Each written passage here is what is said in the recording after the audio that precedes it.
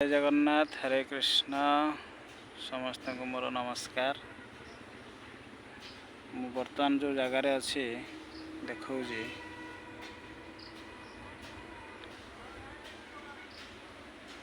ये जगह मंचेश्वर गाँ मंचेश्वर नई एटा पाइका नई।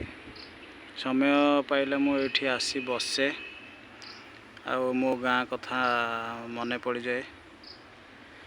ठीक आमर एमती नईकूल सेपटे भी बाली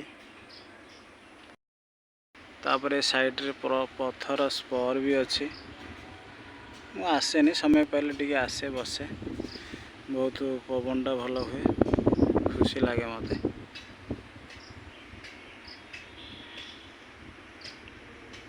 ये जगह मते आम गाँव परिवेश मते लगे।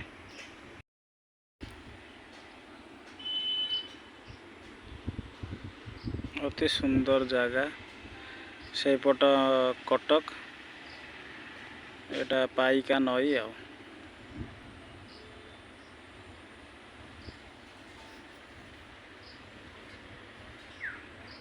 देखंतु पूरा बाली